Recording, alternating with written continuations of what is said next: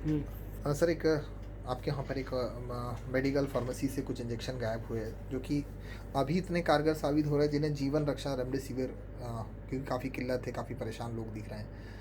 तो क्या था ये, कब ये इंजेक्शन चोरी हुए थे, कैसे कहाँ से लाए गए थे, किससे लगना थे, और क्या इस पूरे मामले का सामना कब हुआ आपके पास?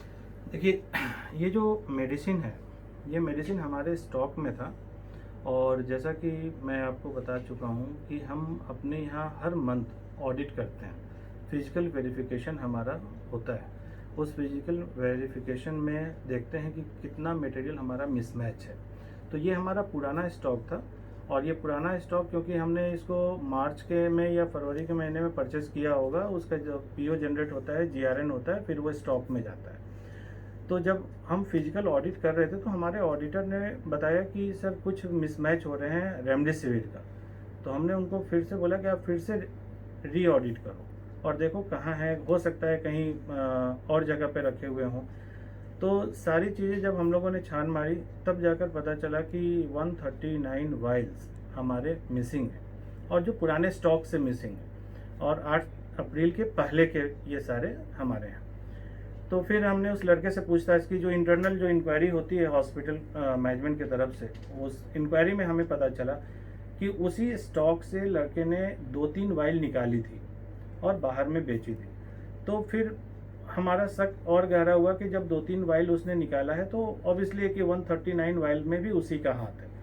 फिर हमने एक इंफॉर्मेशन थाने को दी कि ऐसा ऐसा हमारे यहाँ, क्योंकि चाहे वो रेमडेसिविर हो चाहे कोई मटेरियल हो, अगर हमारे यहाँ से चोरी हुई है तो ये हमें पुलिस को इन्फॉर्म करना ज़रूरी है। और फिर हमने इसको इमिडिएटली एक्शन में लिया और पुलिस को इंटीमेट किया। पुलिस को इंटीमेट करने के बाद लड़के को हिरासत में भी ली गई और फिर हमने एफआईआर दर्ज कराया।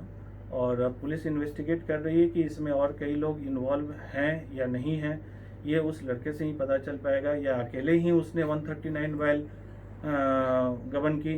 सर तो ये अब इन्वेस्टिगेशन का मैटर है। रेमडेसिविर के अलावा भी और कुछ दवाइयाँ जो है वो कोई देखिए, ड्रग्स वगैरह कुछ मिला है ऐसा हाँ, कभी? कुछ कुछ ड्रग्स हैं ऐसे जो मिसमैच कर रहे हैं, तो उसमें क्या है कि 1% हियर एंड देयर होता है, ठीक है। लेकिन सबसे बड़ी चीज़ है कि रेमडेसिविर आज के डेट में एक जीवनदायिनी ड्रग के रूप में लोग मानते हैं, जबकि ऐसा है नहीं, लेकिन लोग मानते हैं, एक विश्वास है। तो अपना फोकस सबसे पहले उधर ही जाता है। और जिस तरीके से अभी प्रशासन हमारा, मतलब पूरी आय में सारे लोग रेमडेसिविर को पर्याप्त मात्रा में उपलब्ध कराने के लिए रात दिन लगी हुई है, और उस बीच अगर इस तरीके की मतलब घटनाएं घटें तो ये काफ़ी शर्मनाक है।